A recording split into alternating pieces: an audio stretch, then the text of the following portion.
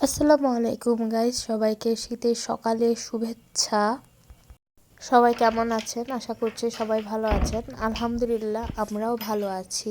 আমি কালকে আমার বাবার বাড়িতে এসেছিলাম, এখন আবার শ্বশুর বাড়ি যাওয়ার জন্য রেডি হচ্ছি। এখন বাজে সকাল 7টা আর বাহিরে অনেক কুয়াশা ছিল। আমরা সকাল সকালই বের হব। আমাদের গাড়ি ছাড়ার কথা ছিল সকাল 9টায়। এর জন্য আমাদের বাসা থেকে তাড়াতাড়ি যাওয়ার প্রস্তুতি দিচ্ছিলাম। কোথায় যাও এত সকাল সকাল? নাটোর দেশের বাড়ি বেড়াতে যাচ্ছি। শীতের পিঠা খেতে? শীতের পিঠা, শীত উপভোগ। পরিবারের সাথে দেখা সাক্ষাৎ করা অনেকদিন যাবৎ যাওয়া হয় নাই।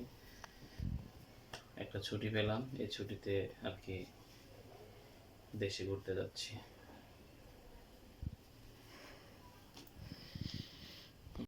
অবশেষে গাড়ি ছাড়লো। আর মেন কথা হচ্ছে, আমার সকালের জার্নি কখনোই ভালো লাগে না। আমি সকালের জার্নি কখনো করি না, খুবই কম, খুবই কম। আমি রাতে রওনা দিই কোথাও যদি যাই রাতে, তাছাড়া হয়তো বিকালে, কিন্তু কখনো সকালে আমি যাই না, খুবই আলসেমি লাগে। আর এই যে, আর যদি সকালে যদি রওনা দেই তখন যদি জ্যামে আটকা পড়ি, আরও বিরক্ত লাগে, মানে অনেক বিরক্ত লাগে। আমার কথা হচ্ছে, গাড়িতে উঠবো, ঘুমাবো, ঘুম থেকে উঠে দেখবো যে আমি চলে আসছি। আর দিনের বেলা কি হয়, গাড়িতে উঠলে ঘুম হয় না, এবং আর যদি দেখি জ্যামে বসে থাকতে থাকতে প্রচুর বিরক্ত লাগে। অবশ্যই কমেন্ট করে জানাবেন যে আপনাদেরও গাড়িতে উঠলে কেমন লাগে। আর আমার গাড়িতে ওঠার সাথে সাথে চকলেট লাগবেই, ক্রেভিং উঠে যায় চকলেটের। অ্যান্ড আমি ব্যাগেও অনেকগুলো নিয়ে নিই, 3-4টা করে নিয়ে নিই, যাবো আর চকলেট খেতে খেতে যাবো। যতক্ষণ না ঘুমাবো ততক্ষণ চকলেটই খাবো। হয়তো অনেকে গাড়িতে ঝাল বা টক এই ধরনের কিছু পছন্দ করে, কিন্তু আমি গাড়িতে উঠলে চকলেটটাই বেশি পছন্দ করি, আর সবসময় চকলেটটাই খাই। আমার হাজব্যান্ড অত একটা চকলেট পছন্দ করে না, বাট আমার সাথে থাকতে থাকতে ও এখন একটু একটু খায়। মানে এখন ফ্রিজে থাকলে ও খায়, আগে অত একটা লাইক করতো না, বাট এখন আমি যদি খাই তখন বলে আমাকে একটু দাও, এক বাইট দাও। যাই হোক, একটা চকলেট খেয়ে একটা ঘুম দিব। ঘুম থেকে উঠে দেখবো বাড়িতে চলে আসছি, মজা করলাম। দুপুরবেলায় চলে আসছি, এসে এটা ঘুম দিয়েছি বাসায় এসে। আর এই যে চাচা ভাস্তা মিলে মেলায় গিয়েছিল। আমরা সবাই অপেক্ষা করছি রাস্তায়, রাস্তায় বলতে গলিতে এসে দাঁড়িয়ে আছি আমার মেজো যা আসবে বলে। মানে তারা কাছে থেকে এসেও সন্ধ্যা লাগাই দিছে, আর আমরা এত দূর থেকে এসেও সকাল সকাল চলে আসছি। আমার মেজো যার জন্য অনেকক্ষণ ধরে অপেক্ষা করছি, কখন আসবে কখন আসবে, তার কোনো আসার নাম নেই। তখন আপনাদের ভাই বলতেছে যে তোমরা রেডি হয়ে নাও, কারণ আমরাও মেলায় যাব।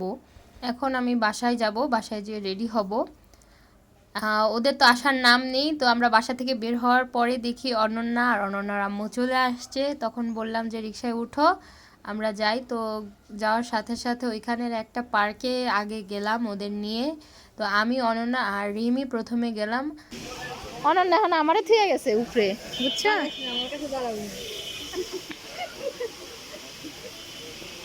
পার্কে কিছুক্ষণ ঘোরাঘুরি করার পর মনে হলো যে বিকালের নাস্তা করা উচিত, কারণ একটু ক্ষুধার্ত। তাই বিকালে নাস্তা করার জন্য চলে আসলাম একটা হোটেলে। খাওয়া দাওয়া শেষ করে এখন আমরা সবাই হাঁটতে হাঁটতে মেলার দিকে যাচ্ছি, কারণ আমার ওইভাবে কখনো মেলা দেখা হয়নি, তো আমি মেলা দেখব।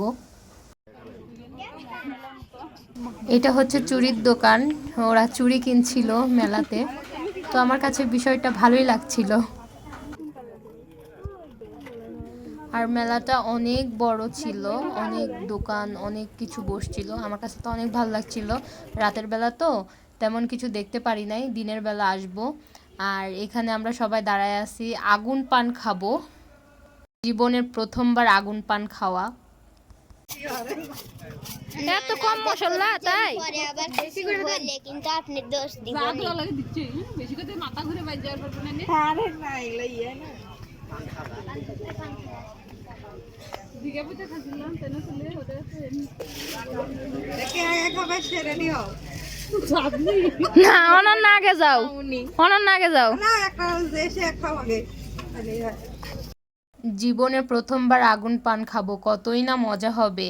এটা নিয়ে অনেক মানে চিন্তা ভাবনা করছিলাম মনে হয় অনেক মজা হবে, এত মশলা দিচ্ছে, কতই না স্বাদ হবে।